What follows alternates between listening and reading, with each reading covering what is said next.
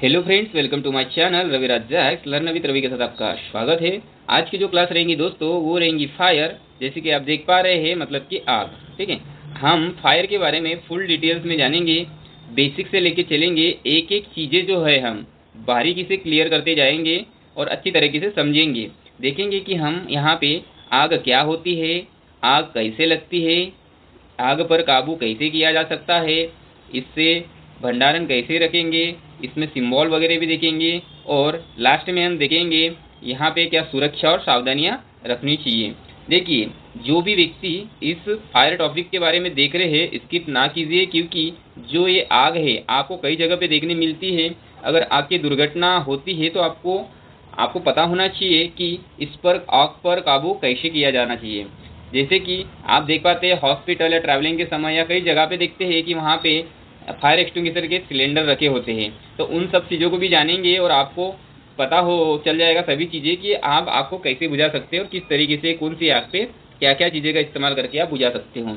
तो चालू करते हैं हम आज की क्लास फायर। तो आगे देखिए, फायर मतलब कि आग। ठीक, आग लगना एक प्रकार की विधि है जिससे गर्मी और लाइट पैदा होती है। यदि किसी कारणवश आग की दुर्घटना हो जाती है तो उसे आग की दुर्घटना कहते हैं। आग की दुर्घटना प्रायः लापरवाही के कारण होती है, जिससे जान और माल दोनों का नुकसान हो सकता है। आग फैलाने के लिए ताप, ऑक्सीजन और ईंधन आवश्यक तत्व होते हैं। याद रखना है आपको, आग लगने के लिए तीन तत्व अर्थात ईंधन, ताप और ऑक्सीजन का होना आवश्यक होता है, जिसे फायर ट्रायंगल कहते हैं। आईएमपी है, ये क्वेश्चन पूछा जाता है कि फायर ट्रायंगल किसे कहते हैं। तो आप देख पा रहे हैं ईंधन, ताप और ऑक्सीजन से मिलकर फायर ट्रायंगल बनता है। जब यह तीनों चीज़ें आपस में मिलते हैं तो ईंधन के पर्याप्त गर्म होने और हवा में ऑक्सीजन होने के कारण आग फैल जाती है। देखिए, जो हमारे आग यहाँ पे जलेगी तो बोला गया है लाइट और गर्मी। मतलब क्या होता है कि यहाँ पे जब हमारे आग जलेगी तो यहाँ का जो आसपास का हमारा वातावरण है यहाँ पर गर्म हो जाएगा और उजाला हो जाएगा। ठीक है, यहाँ बोला है कि ये लापरवाही के कारण होती है, जिसमें जान मतलब क्या हो जाती है, जब आग की दुर्घटना होती है ना तो आपकी जान को भी नुकसान हो सकता है और साथ ही आपके जो भी चीज़ें हैं वो उनका भी नुकसान हो सकता है, जल सकती है, इसी कारण बोला गया है। फिर देखिए कि जो आग जो है ताप, ऑक्सीजन और ईंधन मतलब कि हीट, ऑक्सीजन एंड फ्यूल, इन तीनों चीज़ों से आग लगती है यहाँ। और इनको बोला गया है, इसको बोलते हैं हम, यहाँ देख पा रहे हैं कि फायर ट्रायंगल, इसको ही बोलते हैं हम फायर ट्रायंगल। इंपॉर्टेंट है, आपको नोट करना है फायर ट्रायंगल क्या होता है, इनमें किन किन, ट्रायंगल मतलब तीन चीज़ों का मिलाव। ठीक है, और यहाँ पर देखिए जो आग जो है इन तीनों में से अगर से हमारा एक भी चीज़ मिस हो गया ना तो आग नहीं लग पाएगी। ध्यान रखना है आपको, इन तीनों चीज़ों से मिलके ही आग लगेंगी। ठीक है, नेक्स्ट देखिए, नेक्स्ट बोला है आग लगने के कारण। ठीक है, आग लगने के क्या कारण है वो देखिए। सामान्यतः कारखानों में आग लगने के निम्न कारण होते हैं। ये देखिए, बिजली के तारों का ढीला होना, बिजली के तारों पर अधिक लोड होना, बिजली में के शार्ट सर्किट होना।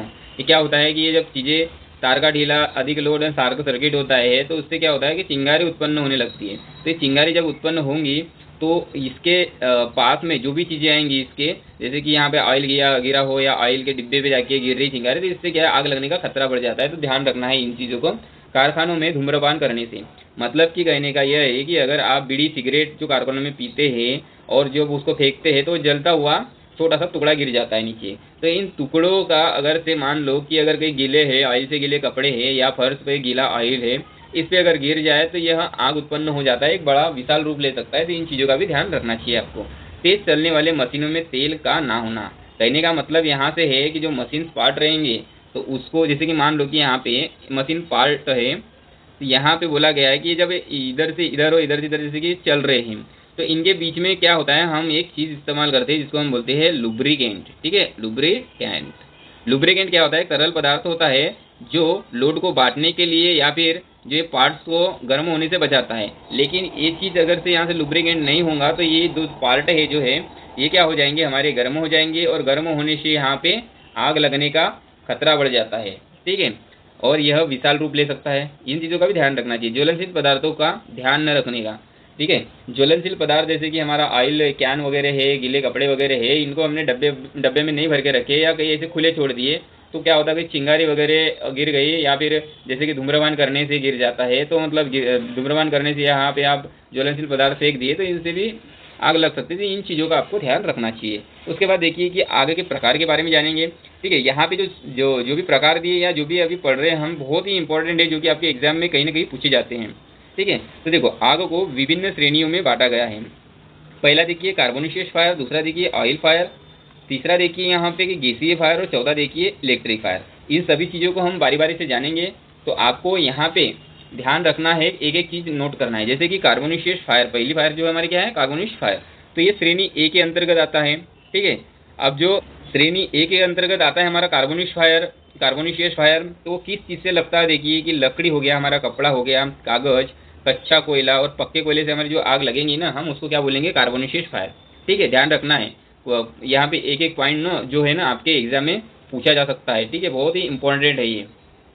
तो देखिए कि जो हमारे कार्बोनिशियस फायर है, कच्चा कपड़ा, जो कच्चे कोयले, पक्के कोयले, कपड़ा वगैरह, कागज वगैरह से लगती है, जो श्रेणी ए में बांटा गया है।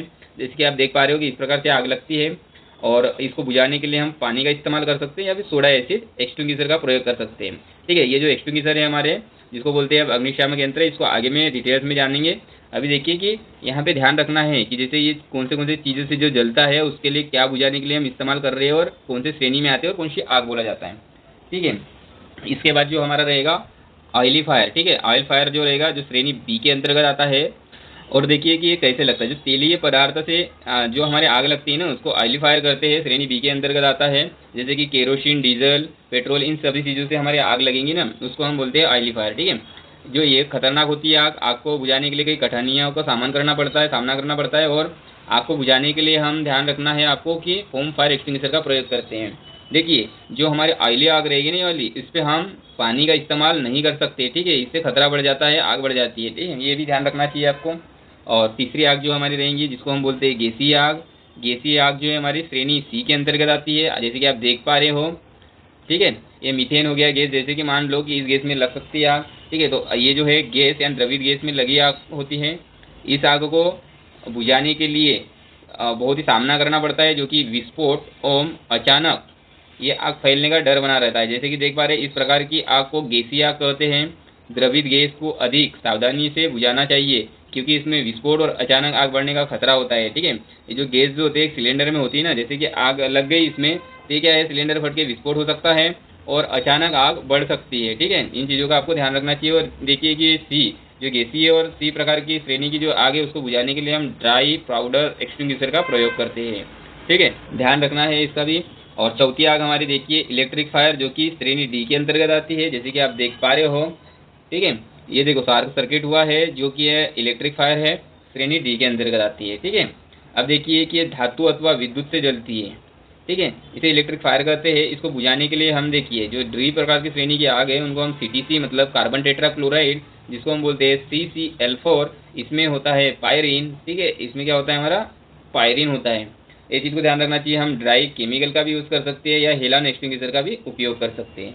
ठीक है, अब देखिए आगे आग बुझाने के यंत्र, मतलब हम की आग लगने पर किस चीज़ से हम बुझा सकते हैं। पहला देखिए पानी से भरी बाल्टिया से, रेत से भरी बाल्टिया से, फिर आता है कैनवास सीट से बुझा सकते हैं और चौथा है अग्निशामक यंत्र से हम बुझा सकते हैं। उसके बाद देखिए कि क्या बोला गया, उपयुक्त साधनों में से अग्निशामक यंत्र जो कि हमारा बहुतया प्रयोग किए जाते हैं। ठीक है, मतलब कि हम रेत से भरी बाल्टिया, पानी से भरी बाल्टियाँ कैनवास सीट से तो बुझाती है, लेकिन सबसे ज़्यादा हमारा यूज़फुल है वो अग्निशामक यंत्र है। देखिए अग्निशामक यंत्र क्या होता है, यह एक प्रकार का उपकरण है जो प्रायः शंकु के आकार का होता है। ठीक है, और लोहे का बनाया जाता है। इसके प्रकार के अनुसार इसमें गैस या केमिकल भर दिए जाते हैं जिससे आग को बुझाया जा सकता है। इनको वर्कशॉप में निश्चित स्थान पर लटका दिया जाता है और आवश्यकता पड़ने पर बुझाने के लिए प्रयोग में लाया जाता है। यह निम्न प्रकार के होते हैं। ठीक है, तो इसको हम देखेंगे कि चित्र में देखिए डायग्राम में हम क्या देख पा रहे हैं कि जो फायर एक्सटिंग्विशर के डायग्राम में पार्ट्स वगैरह के बारे में देखेंगे। यह शंकु के आकार का है, जैसे कि बोला गया है, यह लोहे का बनाया जाता है। ठीक है, इसके पार्ट देखिए। सबसे पहले यहाँ दिख पा रहे हैं आपको हैंडल। ठीक है, ये हैंडल कहलाता है।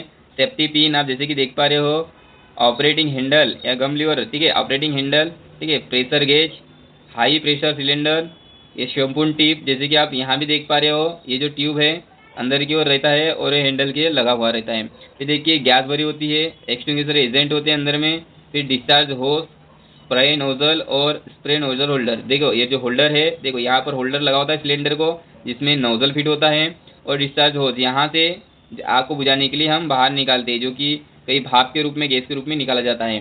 तो ये जो है यूज़ नहीं होता, तो यहाँ होल्डर में हम लटका देते हैं और यूज़ होने पर यहाँ से नोजल होल्डर से निकाल के यहाँ पे जैसे आग लगी हो इस पर स्प्रे कर देते हैं।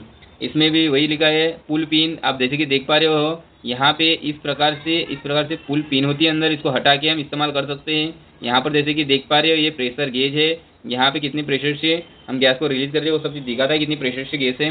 ये देखिए सिलेंडर है, ठीक है। अब देखिए लाल रंग की पृष्ठभूमि और सफ़ेद रंग का चित्रीय आरेख को पिक्टोग्राफ बोलते हैं। ये ध्यान रखना है, परीक्षा में पूछ सकता है कि लाल रंग की पृष्ठभूमि और सफ़ेद रंग का चित्रीय आरेख को क्या बोला जाता है, ठीक है। ये जो पृष्ठभूमि मतलब इसके बाहर का भाग बैकग्राउंड दिख रहा है वो लाल रंग का होता है और यहाँ पर जो चित्र बने हैं वो सफ़ेद रंग के बने होते हैं, जिसको पिक्टोग्राफ कहते हैं। आगे देखिए, तो आप जैसे कि देख पा रहे हैं अभी एक्सटिंग्विशर के बारे में देख रहे हैं हम। तो जल से भरे एक्सटिंग्विशर देखिए, जो कागज, लकड़ी, कपड़ा, कच्चा कोयला और पक्के कोयले से जो आग लगती है, ठीक है, इसको हम बोलते हैं कार्बोनिशियस फायर बोला गया था हमने, ठीक है। ग्रेड ए के अंतर्गत आता है। उसको बुझाने के लिए हम जल से भरे, ठीक है, जल से भरे एक्सटिंग्विशर का प्रयोग करते हैं। जैसे कि आप देख पा रहे हैं यहाँ पे वाटर लिखा हुआ है। तो ये दो प्रकार के होते हैं, ठीक है। एक होता है स्टोर्ड टाइप और एक होता है गैस कार्टिज टाइप, ठीक है। दूसरा देखिए हमारा, दूसरा जो है हमारा वो है सोडा एसिड अग्निशामक यंत्र। इस प्रकार के अग्निशामक यंत्र कार्बोनिशियस फायर मतलब कि लकड़ी, कपड़ा, कागज, पक्के कोयले तथा कच्चे कोयले पर लगी आग को बुझाने के लिए किया जाता है। इसको पहचानने के लिए अग्निशामक यंत्र की बॉडी में लगभग 100 mm साइज का पीले रंग का हाथ होता है, ठीक है। इसका प्रयोग इलेक्ट्रिकल या ऑयली फायर इन दोनों पे हम नहीं कर सकते हैं। इसमें सोडियम बाइकार्बोनेट NaSCO3 होता है, ग्रेड ए के अंतर्गत आता है। ज्यामितीय प्रतीक हरा त्रिभुज होता है, जिसमें हम यहाँ पर ए ग्रेड का इस प्रकार से देख पाते हैं। यहाँ पे ध्यान रखना है कि जो सोडा एसिड एक्सटिंग्विशर है ये कार्बोनिशियस फायर के लिए इस्तेमाल होता है, मतलब कि जो लकड़ी, कपड़ा, कागज, पक्के कोयले, कच्चे कोयले को बुझाने के लिए करते हैं, ठीक है। अग्निशामक यंत्र को पहचानने के लिए उसके बॉडी में जो है 100 mm का एक हाथ रहेगा, ठीक है, और वो हाथ रहेगा हमारा पीले रंग का, ठीक है। जो ये हमारा सोडा एसिड एक्सटिंग्विशर है इसको हम इलेक्ट्रिक आग और ऑयली आग पे इस्तेमाल नहीं कर सकते हैं, ये ध्यान रखना है। और इस एक्सटिंग्विशर में, सोडा एसिड एक्सटिंग्विशर में हमारा सोडियम बाइकार्बोनेट होता है जो कि NaSCO3 होता है और ये ग्रेड ए के अंतर्गत आता है। मैं बार बार बता रहा हूँ आपको ताकि आपको याद हो जाए। और ये ध्यान रखना है, हर एग्जाम में पूछे जाते हैं क्वेश्चन यहाँ से। ज्यामितीय प्रतीक हरा त्रिभुज होता है यहाँ पे, इसको भी हम बारी से जानेंगे बाद में, जब सभी एक्सटिंग्विशर हमारे खत्म हो जाएंगे तब देखेंगे। और यहाँ पर देखिए हरा त्रिभुज होता है जिसके अंदर ग्रेड ए भी लिखा होता है। इस प्रकार से ज्यामितीय प्रतीक होता है। नेक्स्ट देखिए तीसरा क्या है हमारा, फोम फायर अग्निशामक यंत्र। इस प्रकार के अग्निशामक यंत्र का प्रयोग ऑयली फायर को बुझाने के लिए किया जाता है। इसमें दो कंटेनर होते हैं। बाहरी कंटेनर में सोडा बाइकार्बोनेट NaSCO3 का घोल तथा आंतरिक कंटेनर में एल्यूमिनियम सल्फेट Al2SO4 का घोल होता है। इसको पहचानने के लिए अग्निशामक यंत्र की बॉडी पर लगभग 100 mm का भूरे रंग का हाथ होता है, ठीक है। याद रखना है आपको, इसका प्रयोग इलेक्ट्रिकल आग पे नहीं करना चाहिए, ठीक है। यह फोम के रूप में बाहर निकलता है। जो अपना ये एग्जस्ट होज होता है ना, डिस्चार्ज होज, यहाँ से फोम के रूप में निकलता है। और ज्यामितीय प्रतीक लाल चतुर्भुज होगा, ठीक है। ग्रेड बी मतलब इस प्रकार से यहाँ बी भी लिखा हो सकता है, ठीक है। तो देखिए इसमें याद क्या रखना है, जो ऑयली आग रहेंगी ना वो फोम फायर एक्सटिंग्विशर का इस्तेमाल करके हम बुझा सकते हैं। इसमें दो कंटेनर होते हैं जैसे कि आप देख रहे हैं यहाँ पर लिखा है फोम फायर का। तो बाहरी जो कंटेनर होगा वहाँ पे हमारा होगा सोडा बाइकार्बोनेट जिसको बोलते हैं NaSCO3, और आंतरिक कंटेनर में जो होगा एल्यूमिनियम सल्फेट Al2SO4 का घोल होता है, ठीक है। इसके अंदर इसको पहचानना है हमको। तो 100 mm का यहाँ पे एक हाथ होगा जो कि भूरे कलर का होगा। इसके पहले हमने पीले कलर का हाथ देखा था 100 mm में, वो कार्बोनिशियस फायर के लिए था, सोडा एसिड एक्सटिंग्विशर था, ठीक है। और ये इलेक्ट्रिक फायर का इस्तेमाल नहीं करना चाहिए। फोम के रूप में बाहर निकलता है जो कि ये डिस्चार्ज होता रहता है। ये नोजल से होते हैं, जैसे कि यहाँ पर आग जली है इसमें निकलता है ज्यामितीय प्रतीक लाल चतुर्भुज, ठीक है, जैसे कि आप देख पा रहे हैं। और बी ग्रेड का आता है, ठीक है, ये अग्निशामक यंत्र, ये सब ध्यान रखना चाहिए। नेक्स्ट देखिए हमारा चौथे नंबर में आएगा कार्बन डाइऑक्साइड अग्निशामक यंत्र। यह विशिष्ट आकार के कारण आसानी से पहचानी जाती है। इसके टैंक पर CO2 लिखा होता है जैसे कि आप देख पा रहे हैं, ठीक है। जमाव के कारण प्रदूषण को रोकने के लिए ज़्यादा उपयुक्त माना जाता है। साधारणतः खुली हवा में प्रभावित नहीं होती। क्या होता है कि जैसे आग लगती है ना, तो आग जो लगती है जैसे बंद कमरे में, यहाँ पर कमरा है, यहाँ पे खिड़कियाँ खुली है तो ऑक्सीजन की पूर्ति तो यहाँ लग जाती है। लेकिन हम ऑक्सीजन बंद कर देंगे ना, बंद कमरे में कभी आग लग नहीं पाएगी, ठीक है। तो ये CO2 क्या करता है, ऑक्सीजन की कमी करता है जिससे कि आग बुझ जाती है, ठीक है। ये चीज़ ध्यान रखना चाहिए। और यह जो है प्लंजर, लीवर और ट्रिगर, ठीक है, प्लंजर, लीवर और ट्रिगर में उपलब्ध होते हैं। यह क्लास बी की आग मतलब कि ऑयली आग बुझाने के लिए, ऑयली आग जैसे कि हम मान के चले कि केरोसिन हो जाता है हमारा, जो केरोसिन हो जाता है हमारा, पेट्रोल हो जाता है हमारा, डीजल हो जाता है, इन चीज़ से जो आग लगेंगी ना, तो इनको बुझाने के लिए हम क्लास बी, ठीक है, इस पर फोम फायर भी इस्तेमाल कर सकते हो, कार्बन डाइऑक्साइड का भी इस्तेमाल करके आग बुझाया जाता है। इसका ज्यामितीय प्रतीक जो होगा इसका भी लाल, क्योंकि ग्रेड बी के अंतर्गत आता है, ठीक है, यहाँ बी है इस प्रकार से लिखा भी रह सकता है, ठीक है। तो ये चीज़ ध्यान रखना चाहिए। और एक ध्यान रखना चाहिए कि ये क्वेश्चन पूछता है, ये आईएमपी है, ठीक है, मैं आपको बता दे रहा हूँ, आईएमपी है जो बोला जाता है कि सामान्यतः, ठीक है, सामान्यतः किस फायर एक्सटिंग्विशर का उपयोग करते, तो हमारा क्या आता है CO2, ठीक है, यही आता है हमारा कार्बन डाइऑक्साइड, CO2 का इस्तेमाल सामान्यतः किया जाता है, यह क्वेश्चन पूछा जाता है। और वेल्डिंग शॉप में भी हम किस फायर एक्सटिंग्विशर का उपयोग करेंगे, CO2 कार्बन डाइऑक्साइड का, ये क्वेश्चन पूछे गए हैं जो कि आपको मैं बता चुका हूँ, ठीक है। और देखिए कि हमारा 5वां नंबर का रहेगा सूखा पाउडर अग्निशामक यंत्र, ड्राई पाउडर एक्सटिंग्विशर, ठीक है। जैसे कि चित्र में देख पा रहे हैं, यहाँ पर लिखा है ड्राई पाउडर, ठीक है, यहाँ पे। तो इस प्रकार के अग्निशामक यंत्र सूखा पाउडर में क्या होता है, रेत और सोडियम बाइकार्बोनेट फीड होता है। यह गैस क्वार्टिजस्ट और दोनों टाइप हो सकते हैं, जिनकी संरचना पानी से भरे, हमने देखे कि पानी से भरे जो अग्निशामक यंत्र है वो भी स्टोर्ड टाइप एंड क्वार्टिज टाइप के होते हैं। इसी प्रकार से ड्राई पाउडर वाले भी होते हैं, ठीक है। इसको पहचानने के लिए लक्षण बॉडी पे फोर्क के आकार का नोजल होता है, जो नोजल है ना फोर्क के आकार का होता है, ठीक है। इसका प्रमुख गैस और द्रवित गैस आग को बुझाने के लिए किया जाता है। ये सूखा पाउडर जो है ना, इसका इस्तेमाल काय के लिए करते हैं हम, ठीक है। जो सूखा पाउडर एक्सटिंग्विशर है इसका इस्तेमाल हम करते हैं गैस पे, याद रखना है आपको, गैस और द्रवित गैस के लिए, ठीक है, सूखा पाउडर एक्सटिंग्विशर का उपयोग करेंगे। और ग्रेड सी के अंतर्गत है, ज्यामितीय प्रतीक नीला व्रत होता है, ठीक है, यहाँ ऐसा इस प्रकार से सी भी लिखा हो सकता है, ठीक है।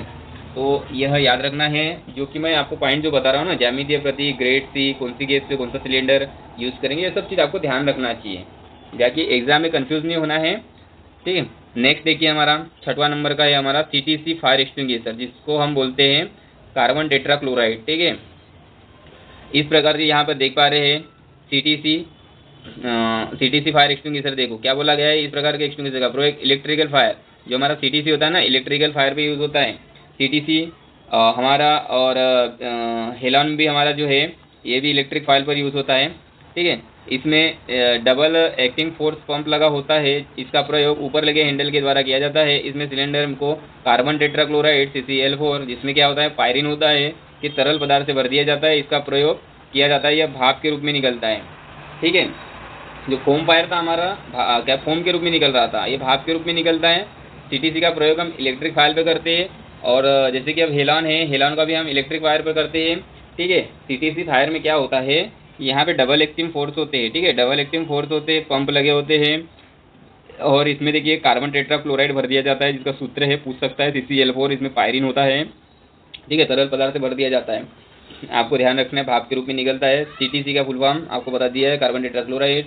BCF का फुल फॉर्म क्या होता है कि ब्रोमो क्लोरो डाई फ्लोरोमीथेन, ठीक है, ये भी याद रखना है, पूछ सकता है। देखो CTC प्लस BCF मतलब कार्बन टेट्राक्लोराइड प्लस ब्रोमोक्लोरोडाइफ्लोरोमीथेन से क्या बनता है हमारा हेलॉन, जो कि हम इलेक्ट्रिक आग पे इसका भी इस्तेमाल करते हैं, ये भी पूछ सकता है सवाल, ठीक है, इंपॉर्टेंट है ये भी, इसलिए मैंने नोट किया हूँ यहाँ पे, तो ध्यान रखना है। और जो हमारे ग्रुप डी के अंतर्गत क्या आते हैं, ग्रेड डी के अंतर्गत आते हैं फायर एक्सटिंग्विशर, तो इनका ज्यामितीय प्रतीक क्या होता है, पीला सितारा होता है, ठीक है, ऐसा इस प्रकार से मिल जाएगा आपको, तो ये तो ध्यान रखना चाहिए आपको, ठीक है। फिर उसके बाद देखिए 7वें नंबर पे आता है हमारा ड्राई केमिकल अग्निशामक यंत्र। जैसे कि यह देख पा रहे हैं, इस प्रकार के एक्सटिंग्विशर का प्रयोग इलेक्ट्रिक फायर पर किया जाता है, ठीक है, ये भी इलेक्ट्रिक फायर पर किया जाता है। स्वाभाविक सी बात है, ग्रेड डी के अंतर्गत आएगा, ठीक है। ज्यामितीय प्रतीक भी हमारा पीला सितारा रहेगा इस प्रकार से, ठीक है। क्या होता है, इसमें कार्बन डाइऑक्साइड या नाइट्रोजन के द्वारा सोडियम बाइकार्बोनेट को बाहर निकाला जाता है। देखो ये जो ड्राई केमिकल हमारा एक्सटिंग्विशर है, इसमें क्या होता है, कार्बन डाइऑक्साइड CO2 होता है और नाइट्रोजन N2 होता है, जो कि इनको मिलाव करके फोर्क से बाहर क्या निकालेगा, हमारा सोडियम बाइकार्बोनेट NaCO3 को बाहर निकालता है, ठीक है। तो ये सब चीज़ ध्यान रखना चाहिए। अब देखिए कि जैसे कि इलेक्ट्रिक फायर पे हमने बोले हैं कि CTC का भी उपयोग करते हैं, ये ड्राई केमिकल भी आ जाता है यहाँ पे, ठीक है। और एक हेलॉन भी होता है, ये ड्राई केमिकल भी आता है, ठीक है। तो ऑप्शन में ये तीनों ऐसे आते नहीं हैं तीनों, जैसे कि क्वेश्चन आ जाएगा इलेक्ट्रिक फायर के लिए किसका यूज़ किया जाता है, तो ऑप्शन में तीनों नहीं आते हैं।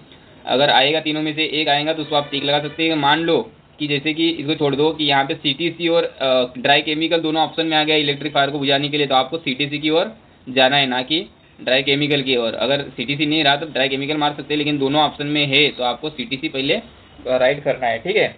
तो ये चीज़ का भी ध्यान रखना है।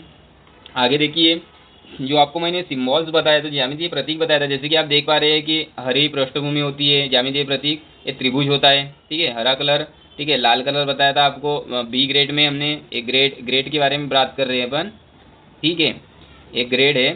तो जैसे कि यहाँ पे ए ग्रेड है, जैसे कि त्रिभुज में बताया गया था हरा रंग में रहता है, ये लाल रंग में बी ग्रेड का बताया गया था। चतुर्भुज में सी में जो गेसी आ गई हमारी, उसको हमने बताया था कि व्रत में होता है जो कि नीला कलर में, और डी वाला जो होता है हमारा स्टार में होता है जो कि पीला, इसमें पृष्ठभूमि रहेंगी इसकी, ठीक है, ज्यामितीय प्रतीक।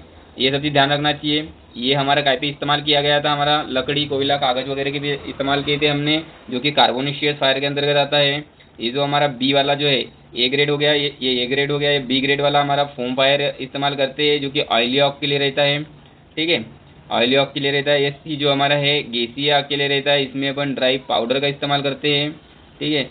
और ये जो है यहाँ पे हम सीटीसी इस्तेमाल करते हैं, हेलान भी इस्तेमाल करते हैं, और ड्राई केमिकल भी इस्तेमाल करते हैं, ठीक है। ये चीज़ ध्यान रखना है। ये इलेक्ट्रिकल फायर पे करते हैं इस्तेमाल, इलेक्ट्रिकल फायर पे किया जाता है, ये चीज़ का ध्यान रखना है आपको। उसके बाद देखिए कि हमारा जो है हम फायर एक्सटिंग्विशर का उपयोग कैसे करेंगे। तो देखिए, देखो ये क्या होता है, पास। फायर एक्सटिंग्विशर का उपयोग करने के लिए हम पास, ये चार चीज़ों का यहाँ बताया गया है। जैसे कि पी से क्या होता है, पुल, ठीक है, जो ये हमारा फायर एक्सटिंग्विशर है इसका यूज़ करना है हमारा, तो पी से पुल। पुल सेफ्टी पिन, यहाँ जो पिन होती है इस प्रकार की, सबसे पहले उसको निकाल के बाहर फेंकेंगे, ठीक है। सेकेंड, ए का मतलब क्या होता है, एम। एम मतलब at this base of fire, मतलब जो फायर है उसमें हम ये जो नोजल है उसको हम उस, जैसे कि यहाँ फायर लगी है तो उस पर हम नोजल लाएंगे, एम करेंगे मतलब निशाना साधेंगे, लक्ष्य को भेजेंगे, ठीक है। फिर एस, एस का मतलब क्या था, स्विच। स्विच मतलब ये जो लीवर है यहाँ पे, जैसे कि आप देख पा रहे हो, इसको हम दबाएंगे, ठीक है। और स्वीप, स्वीप मतलब जहाँ पर हमारी आग है, आग के ऊपर जो ये नोजल है उसको घुमाएंगे, ठीक है। स्वीप मतलब घुमाएंगे। इस प्रकार से हम इस्तेमाल करते हैं, ये ध्यान रखना चाहिए। पूछ सकता है कि इस्तेमाल कैसे करते हैं, तो पास आता है इसका, ये पी ए डबल एस पास होता है। तो पूछ सकता है कि ए का मतलब क्या होता है, एस का मतलब क्या होता है वगैरह। तो यहाँ देखिए, पी से हमारा आ जाएगा पुल, ए से आ जाएगा हमारा एम, और एस से आ जाएगा हमारा स्क्वीज, ठीक है, स्क्वीज आ जाएगा। और ये लास्ट ए से हमारा क्या आ जाएगा, स्वीप, ठीक है। आप देख पा रहे हैं यहाँ पर देखिए, पुल, एम, स्क्वीज एंड स्वीप, ठीक है। अब उसी प्रकार से फायर एक्सटिंग्विशर जो होता है ना, उसका सिद्धांत देखिए। सिद्धांत क्या होता है हमारा, रेश।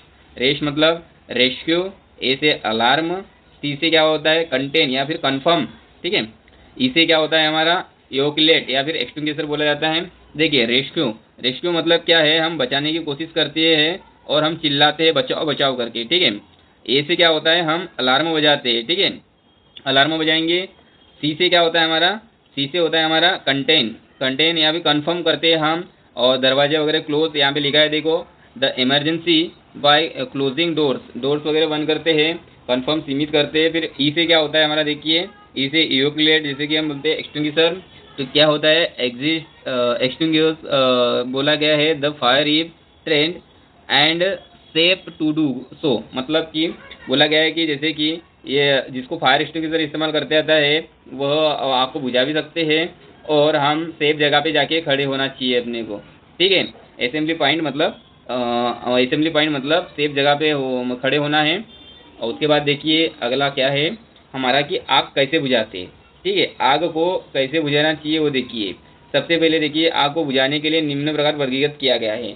आग को बुझाने के लिए starving, smoothening and cooling process होती है। स्टार्विंग में क्या होता है, ईंधन को हटा के, ईंधन मतलब जो होता है अपना जो जलने वाला पदार्थ होता है उसको हटाएंगे। जैसे grade D, grade electric fire है, शॉर्ट सर्किट हुआ है तो वो क्या करेंगे, हम प्लग निकाल के वो तारों को अलग कर देंगे, ठीक है। स्मूथरिंग, स्मूथरिंग मतलब ऑक्सीजन को हटा के, ऑक्सीजन को हटा के मतलब ग्रेड बी एंड सी इसके अंतर्गत आता है, मतलब कि ऑयली एंड गैसीय फायर के लिए होता है। तो क्या होता है कि जो आग जो ऑयल और गैस से लगती है वो खतरनाक होती है, तो इसमें क्या करेंगे हम, ऑक्सीजन की पूर्ति जो होती है उसको बंद कर देंगे, ऑक्सीजन को कम कर देंगे, पूरा हटा देंगे, तो ये आग ऑटोमेटिकली बुझ जाएंगी। तीसरा है कूलिंग प्रोसेस। कूलिंग प्रोसेस में क्या होता है, ताप को हटाकर, मतलब जो पदार्थ जला रहा है, जैसे कि मान लो ग्रेड ए की बात किया है तो लकड़ी कच्चे कोयले वगैरह से लगती है, तो क्या होता है यहाँ पर लकड़ी पे आग लगी है यहाँ पे, तो ये जो आग निकल रही तो हम आग को बुझा देंगे, जिससे हम सोडा एसिड एक्सटिंग्विशर उपयोग करते हैं, पानी से इसको बुझा सकते हैं, ठीक है, इस प्रकार से। आगे देखिए, आगे बोला गया है कार्यशाला में आग लगने के कारण और रोकथाम, ठीक है। तो सुरक्षा और सावधानियाँ, तो आग बुझाने के लिए वर्कशॉप में रेत और पानी की बाल्टियां भरकर रखनी चाहिए। ठीक है, जिस प्रकार से आग लगने की कोई संभावना नहीं होती, कभी भी लग सकती है। ठीक है, तो उसके लिए हमको पहले से ही सावधानियां बरतनी चाहिए और हमको रेत और पानी की बाल्टियां वर्कशॉप में भरकर रख देना चाहिए। वर्कशॉप में धूम्रपान नहीं करना चाहिए। ठीक है, जैसे कि आप सिगरेट वगैरह कुछ पी रहे हो और वहाँ पर फेंक दिए और ऑयल वगैरह गिर जाता है तो आग उत्पन्न होती है, तो ये सब चीज़ें नहीं करना चाहिए। आग बुझाने के लिए वर्कशॉप में फायर एक्सटिंग्विशर रखना चाहिए। क्या होता है कि आग लग जाती है ना, तो ये फायर एक्सटिंग्विशर, जो कि आपको अच्छी तरीके से जानकारी मिल गई है, ये फायर एक्सटिंग्विशर वहाँ पे रखना चाहिए। जिस प्रकार से आग लगती है उसी प्रकार के फायर एक्सटिंग्विशर का उपयोग करके हम आग बुझा सकते हैं। यदि किसी कारणवश आग वर्कशॉप में दरवाजे और खिड़कियाँ बंद कर देना चाहिए। जैसे वर्कशॉप में आग लग जाएंगी तो दरवाजा खिड़कियों को बंद कर देना चाहिए। ठीक है, और ऑक्सीजन कंट्रोल किया जा सकता है। दरवाजे खिड़की बंद करेंगे तो ऑक्सीजन की मात्रा वहाँ कम हो जाएंगी, तो आग पर काबू पा सकते हैं। ठीक है, यदि आग लकड़ी और कोयले से लगी हो तो उसको बुझाने के लिए सोडा एसिड या फिर पानी का इस्तेमाल कर सकते हैं हम। यदि आग तेल से लगी हो तो उसको हम रेत, मिट्टी या फोम फायर का इस्तेमाल कर सकते हैं। ठीक है, इस पर पानी का बिल्कुल इस्तेमाल नहीं करना चाहिए। इन सब चीज़ों का ध्यान रखना चाहिए। स्नेहक तेल और अन्य ज्वलनशील पदार्थ मुख्य कार्यशाला से भंडारण होना चाहिए, जिससे आग लगने पर वह दूर रहे। कहने का मतलब क्या है कि जो हमारा स्नेहक है, तेल है और अन्य ज्वलनशील पदार्थ होता है, उसे कार्यशाला से अलग भंडारण होना चाहिए। मतलब कि भंडारण अलग रहेगा तो आग भी लग जाएंगी, तो ये सब चीज़ें बच जाएंगी, जिससे आग को ज़्यादा फैलने का मौका नहीं मिलेगा। ठीक है, ऐसा बिखरा के नहीं रखना चाहिए बोला गया है। 8 में देखिए, कार्यशाला में तेल और अन्य चिकने पदार्थों से भरे कपड़े व जूट जगह जगह पर ना बिखरे, इनसे शीघ्र आग लग सकती है। इस प्रकार से कपड़े व जूट को एक कचरा पात्र में इकट्ठा रखें, आवश्यकता न होने पर इसको दूर फेंक दे। ठीक है, ये सब चीज़ वही चीज़ें है कि जैसे आग वेल्डिंग करते समय ये सब चीज़ जूट कपड़े वगैरह आयल से भरे हुए कपड़े अगर से रहेंगे तो चिंगारी बड़ा रूप ले सकती है। ये सब चीज़ बताया गया है। इनको एक कचरा पात्र में रखेंगे या तो फिर इसको यूजफुल ना हो तो दूर फेंक देंगे। ठीक है, कार्यशाला में विद्युत फिटिंग सही होना चाहिए। फिटिंग के तार नंगे होने या कनेक्शन ढीले होने से चिंगारी उत्पन्न हो सकती है और आग लगने का कारण बन सकता है। मतलब कि जो हमारा आग जो है आग जो है वह जैसे कि शॉर्ट सर्किट हो गया, हमारा ढीले तार हो गया या लोड पड़ रहा हो तार पे, तो वो चीज़ से क्या हो जाता है, चिंगारी उत्पन्न होती है। तो ये सब चीज़ को ध्यान रखना चाहिए, इसको सुधारना चाहिए पहले ही।